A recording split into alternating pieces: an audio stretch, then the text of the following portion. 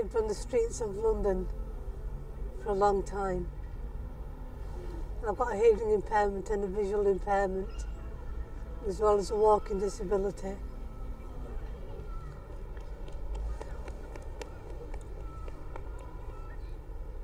My family died when I was about 2 years old.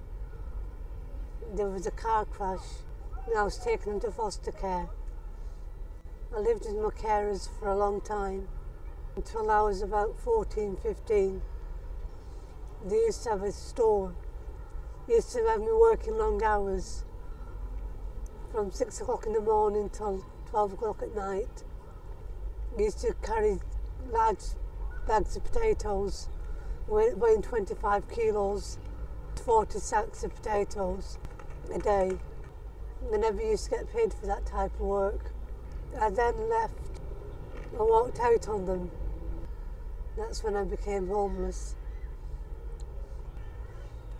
I ended up going to people's houses that I knew, spent a bit of time with them, but I outstayed my welcome. It was too difficult for them to keep me on too long.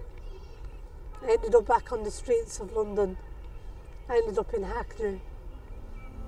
3 years ago, Revit Charity received a text message from a woman who said that she was hungry and very cold and sleeping rough. And I tried to contact her and I didn't get a response. And then at 2 o'clock in the morning, I get another message from her saying that she's in the Iceland car park in Hackney and if someone could come and pick her up. I used to eat from the bins on the streets, leftover food that people used to leave behind, by rubbish bins. Sometimes people used to just give me food. And I never used to beg for money, but people used to give me money.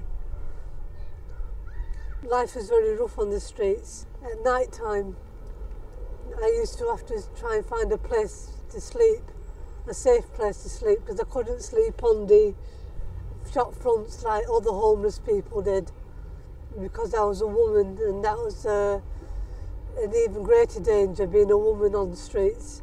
So I used to have to find a hiding place. I used to find hiding places by skips and used to sleep in the cardboard boxes. It was hard. It was really cold at night.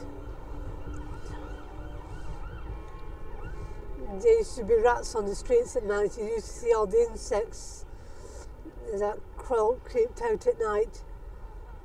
Alhamdulillah, the community were a huge help when my husband put the appeal out for this sister in need.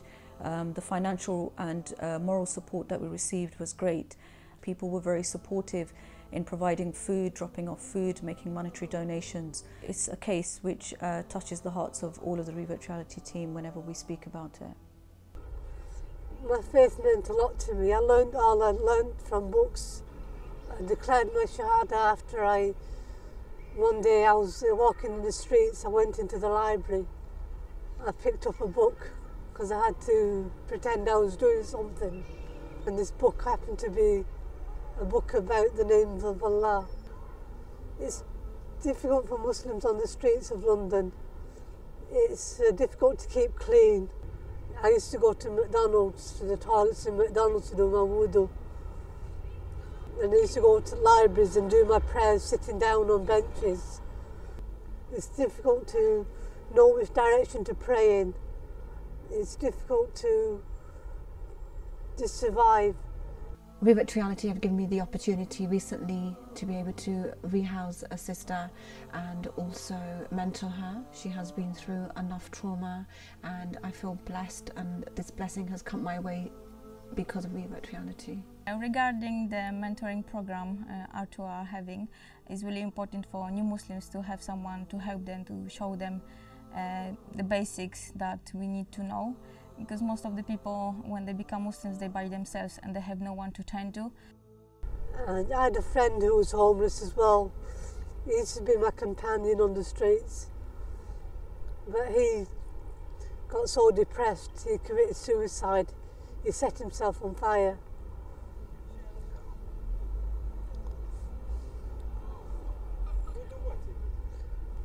there used to be times when men used to come up to me making propositions to me, and it was difficult to get rid of them because they knew you were homeless, they knew you were desperately trying to keep warm, they knew you wanted food, they knew what your needs were, but they wanted you to do indecent things.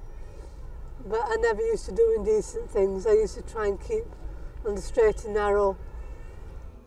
This year has been very tough because of the cases that we've had, and they just continue to come.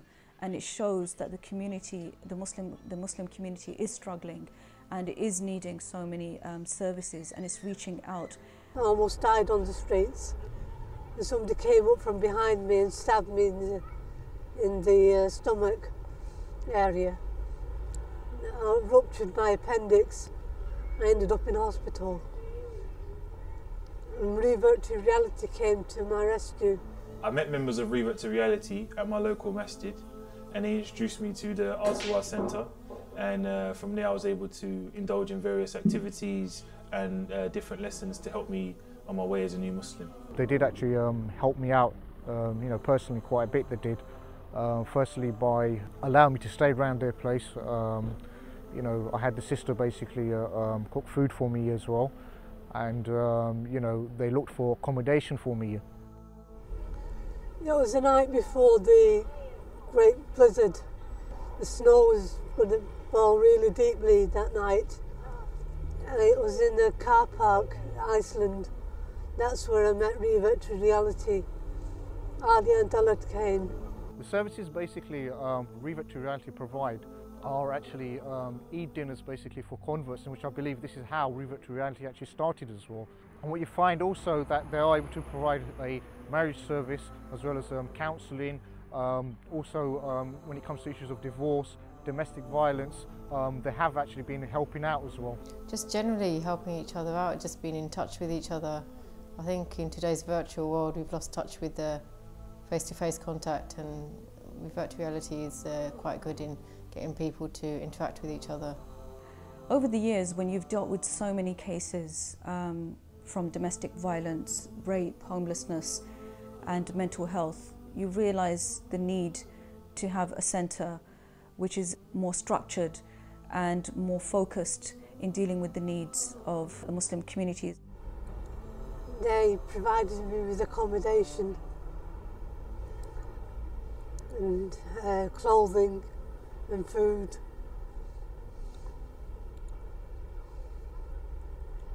My life has completely changed now. I'm finally back indoors.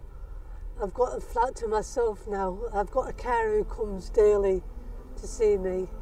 She helps me with the cooking and cleaning and helps me with my personal care. People could donate money for Revert to Reality to set up an outreach project to help homeless people. ليس عليك هداهم ولكن الله يهدي من يشاء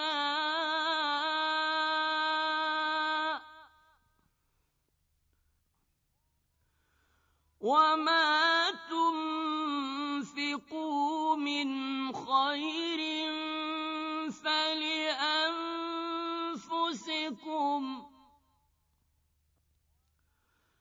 وما تنفقون إلا ابتغاء وجه الله